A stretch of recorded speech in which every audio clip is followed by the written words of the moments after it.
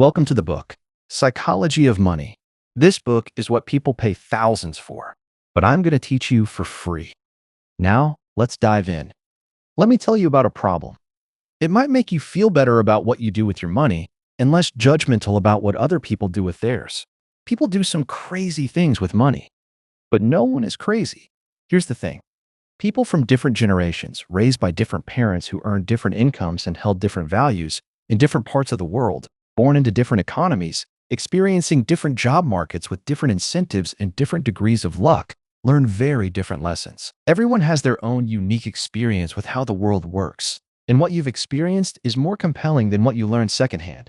So all of us, you, me, everyone, go through life anchored to a set of views about how money works that vary wildly from person to person. What seems crazy to you might make sense to me. The person who grew up in poverty thinks about risk and reward in ways the child of a wealthy banker cannot fathom if he tried.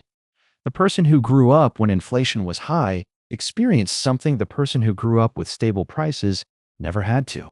The stockbroker who lost everything during the Great Depression experienced something the tech worker basking in the glory of the late 1990s can't imagine. The Australian who hasn't seen a recession in 30 years has experienced something no American ever has. On and on. The list of experiences is endless. You know stuff about money that I don't, and vice versa. You go through life with different beliefs, goals, and forecasts than I do. That's not because one of us is smarter than the other or has better information. It's because we've had different lives shaped by different and equally persuasive experiences. Your personal experiences with money make up maybe 0.000000001% of what's happened in the world, but maybe 80% of how you think the world works.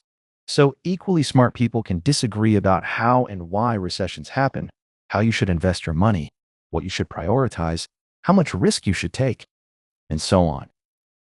In his book on 1930s America, Frederick Lewis Allen wrote that the Great Depression marked millions of Americans inwardly for the rest of their lives. But there was a range of experiences. 25 years later, as he was running for president, John F. Kennedy was asked by a reporter what he remembered from the Depression.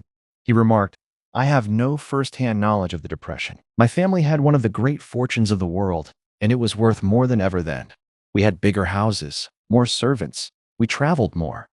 About the only thing that I saw directly was when my father hired some extra gardeners just to give them a job so they could eat. I really did not learn about the Depression until I read about it at Harvard." This was a major point in the 1960 election. How, people thought, could someone with no understanding of the biggest economic story of the last generation be put in charge of the economy?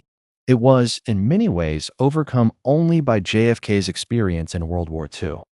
That was the other most widespread emotional experience of the previous generation, and something his primary opponent, Hubert Humphrey, didn't have.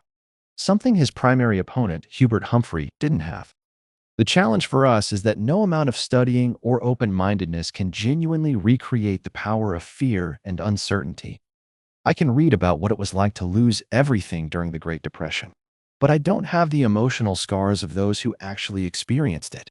And the person who lived through it can't fathom why someone like me could come across as complacent about things like owning stocks. We see the world through a different lens. Spreadsheets can model the historic frequency of big stock market declines, but they can't model the feeling of coming home, looking at your kids, and wondering if you've made a mistake that will impact their lives. Studying history makes you feel like you understand something, but until you've lived through it and personally felt its consequences, you may not understand it enough to change your behavior. We all think we know how the world works, but we've all only experienced a tiny sliver of it. As investor Michael Batnick says, some lessons have to be experienced before they can be understood. We are all victims in different ways to that truth. In 2006, economists Ulrike Malmendier and Stefan Nagel from the National Bureau of Economic Research dug through 50 years of the Survey of Consumer Finances, a detailed look at what Americans do with their money. In theory, people should make investment decisions based on their goals and the characteristics of the investment options available to them at the time.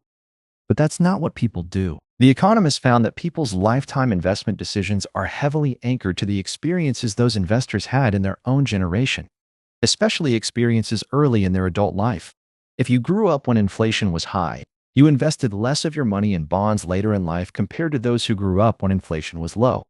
If you happened to grow up when the stock market was strong, you invested more of your money in stocks later in life compared to those who grew up when stocks were weak.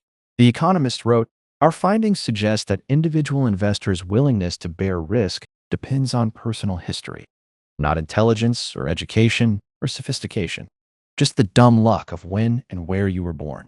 The Financial Times interviewed Bill Gross, the famed bond manager, in 2019. Gross admits that he would probably not be where he is today if he had been born a decade earlier or later, the piece said. Gross's career coincided almost perfectly with a generational collapse in interest rates that gave bond prices a tailwind.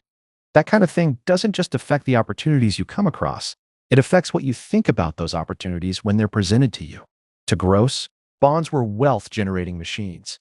To his father's generation, who grew up with and endured higher inflation, they might be seen as wealth incinerators.